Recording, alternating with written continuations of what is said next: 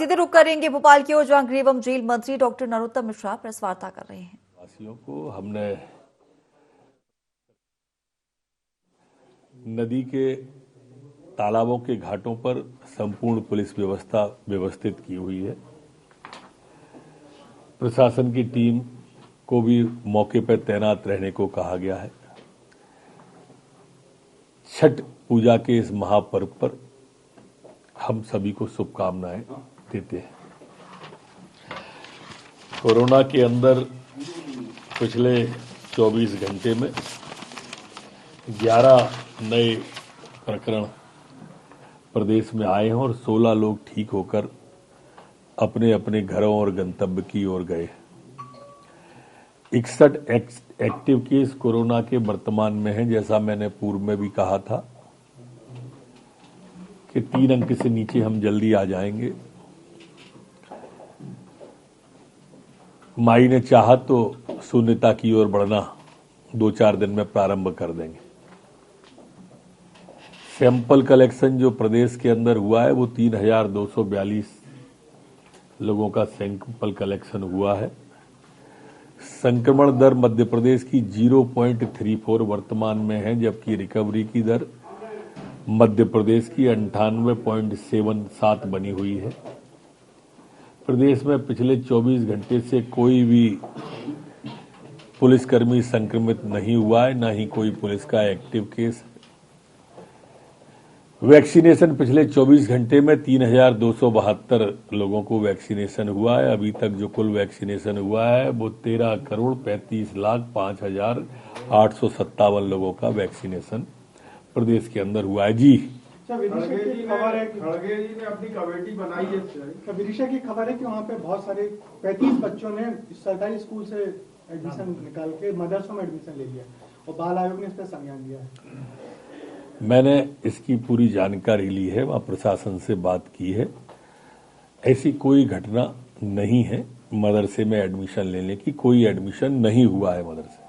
खड़गे जी ने कमेटी बनाई है, स्टीयरिंग कमेटी। मध्य प्रदेश से कमलनाथ जी को नहीं दिया है और किसी नेता को नहीं दिया है।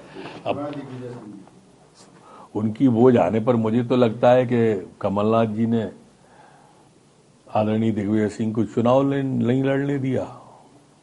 उनने हाल की हाल निपटा दिया, उनको स्क्रीनिंग कमेटी में नहीं आने दिया। तो ये तो इनके यहाँ ये चलता रहेगा, ये खेल अब रुकने वाला नहीं है। कांग्रेस के अंदर गृह कलह है। तो राहुल गांधी की यात्रा में महाकाल जोड़ा गया है और उज्जैन में सभा भी करेंगे वो महाकाल में। देखो, मैंने पहले नर्मदा जी की पूजा भी करेंगे। पूरा ऐसा लग रहा है कि धार्मिक यात्रा होगी, तीर्थ यात्रा। नहीं, ऐसा नहीं है। देखो, हम प्रारंभ से कह रहे हैं, आप लोग बार बार पूछते हैं। हम पहले कह चुके कि ये चुनावी हिंदू हैं और जहां जहां चुनाव होगा वहां ये मंदिर जाएंगे। अभी पूरी यात्रा में कई मंदिर गए क्या? मीनाक्षीपुरम जैसे मंदिर, रामेश्वरम के मंदिर और दूसरे मंदिर निकल आए, हमारी आस्था के केंद्र निकल आए, पर नहीं गए। अब मध्य प्रदेश में अब इस साल चुनाव होगा तो स्वाभाविक रूप से उनको मंदिर की याद आएगी, बाबा साहब की याद आएगी। अब वो समझते हैं कि पब्लिक ये सब चीजें समझती नहीं है। राहुल बाबा, पब्लिक सब समझती है और आप देखना कितना ज्यादा समझती है। गुजरात और हिमाचल के परिणाम आपकी यात्रा का बताएंगे। राम सेतु फिल्म की टैक्स फ्री की मांग उठ रही है, दूसरी तरफ फिल्म दिखाने की भी डिमांड बढ़ रही है। चलो, आप सब सोमवार को चलते हैं, अपन सब देखने। आप सब तो तैयार हो गए? नहीं तो ठीक है, सोमवार को चलते हैं, सभी लोग देखेंगे। लेकिन वास्तव में हम सबको वो फिल्म इसलिए भी देखनी चाहिए कि हमारी आस्था के केंद्र हैं राम, आराध्य हैं, और उनके बारे में वैज्ञानिक तरीके से और आस्था के सामने रख के जिस तरह से भ्रम को और दूर किया गया है। जिन लोगों ने काल्पनिक बता दिया था भगवान श्री राम को, जिन लोगों ने राम सेतु को काल्पनिक बता दिया था, मानव निर्मित बताया ही नहीं था, उसकी समय सीमा कोई गलत बता दिया था। इसमें वैज्ञानिक तरीके से भी और धार्मिक तरीके से भी जिस तरह से फिल्मांकन किया गया है, हम सबको देखना चाहिए, क्योंकि आने वाली पीढ़ी को भी तो हम बता के ही जाएंगे। सर आने वाले दिनों में सर लगातार मोदी जी के प्रोग्राम में मध्य प्रदेश में ऐसा लग रहा है कि ये वाला आने वाला चुनाव भी मोदी जी के नाम पे लड़ा जाएगा। मोदी जी ने एक बात और कही है कि पुलिस को एक ड्रेस होना चाहिए, साथ में कैंपस में ही आवास बने, और महत्वपूर्ण बात उनने ये भी कही है। निश्चित रूप से कल गृह मंत्रियों की बैठक को जब माननीय प्रधानमंत्री जी ने संबोधित किया तो जैसे वन नेशन वन राशन के कंसेप्ट लाए हैं वो, इस तरह से अनेक कंसेप्टों में एक कंसेप्ट हमारे वन ड्रेस वन नेशन वाला भी पुलिस का रखा है, और हम लगभग सभी गृह मंत्रियों की उस पर सहमति थी। पर्यटन पुलिस बनाने के लिए भी उन्होंने कहा कि वो लोग जो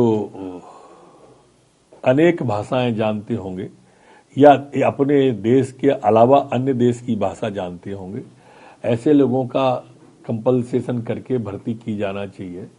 इसी तरह से हमारे पुलिस के जवानों के लिए क्वार्टर, जहां जहां शहरों में प्राइम लोकेशन पर थाने की भूमि है, उसको मल्टी करके नीचे थाना हो और ऊपर उनके क्वार्टर हो, इस तरह का करना चाहिए। और इसके लिए मध्य प्रदेश सरकार अब पहल करने जा रही है, पर्यटन पुलिस के लिए भी और मल्टी स्टोरी की बिल्डिंग के लिए भी। सोमवार को हमने इसकी बैठक बुलाई है, जिसमें ड्रग माफिया जो हैं, इन ड्रग माफियाओं के खिलाफ मध्य प्रदेश की पुलिस एक बड़ा अभियान चला करके मध्य प्रदेश के ड्रग माफिया को नेस्त नाबूद करने का संकल्प हम सोमवार को लें। एक जैसी यूनिफॉर्म की बात जो आई है, हाँ, वन नेशन वन ड्रेस मैंने जैसा बताया, तो वन ड्रेस जो माननीय प्रधानमंत्री जी ने कहा है, और उससे भाव को मैं अपने आप को तिरोहित करते हुए हम इस पर अमल के लिए बातचीत करें। खंडवा में एक मामला है, 6 साल की बच्ची, नाबालिग बच्ची का मौलवी ने हाँ, ये विषय मौलवी साहब का आया था खंडवा का। अब्दुल नाम था उनका, आदरणीय का। जाकरिया मस्जिद का मामला है, उन पर 354 की धारा और पॉस्को एक्ट में कार्रवाई कर ली गई है, और पुलिस को ये निर्देश भी दिया है कि इस तरह की घटना उन्होंने किसी और के साथ भी तो घटित नहीं की है, और को भी तो इस तरह से उन्होंने शिकार नहीं किया है। इसकी भी पुलिस गहराई में जाकर जांच करे। प्रचार करने जा रहे हैं, 31 अक्टूबर को प्रचार करेंगे सोमनाथ में, गुजरात में। जहां जहां वो पहले गए हैं प्रदेशों में, अभी उनका इतिहास देख लें आप। कमलनाथ जी जैसे गए थे, और उन प्रदेशों के इतिहास में जो कांग्रेस का हश्र हुआ था वही गुजरात में होने वाला है। तो मेरी तो प्रार्थना है कि ये अकारण को कलंक न ले, न जाए। सर इंदौर में 3 लड़कियों ने ये गुड्डा गिरजे और गिरोह वाले मामले में काफी अभी सीएम ने भी बैठक ली है, और जो श्योपुर पुलिस है, मुरैना पुलिस है, वो इनके खिलाफ अभियान चला रही है। क्या कहना है आपका? एक तो गुड्डा का कोई गैंग नहीं है, डाकू नहीं, बदमाश है वो।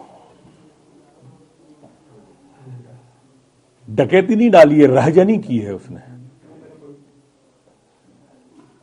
और कोई गैंग भी मूवमेंट में नहीं लेता है। वो कभी मोटरसाइकिल से, कभी वाहन से, और कभी वैसे आके बदमाशियां करता है। उस पर 60,000 का इनाम कर दिया है, इनाम और बढ़ाएंगे।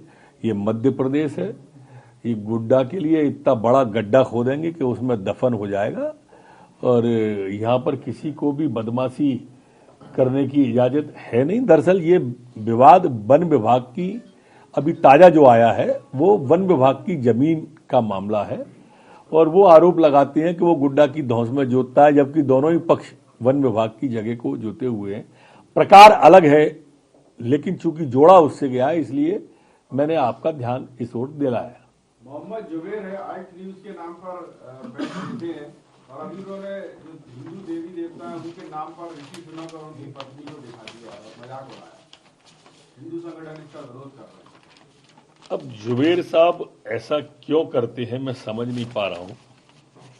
ठीक नहीं है, मेरा ऐसा मानना है। लगातार कम से कम हमारे देवी देवताओं को वो छोड़ दें, शायद उनके भी होंगे, और इसलिए इस तरह का न करें, ये प्रार्थना है।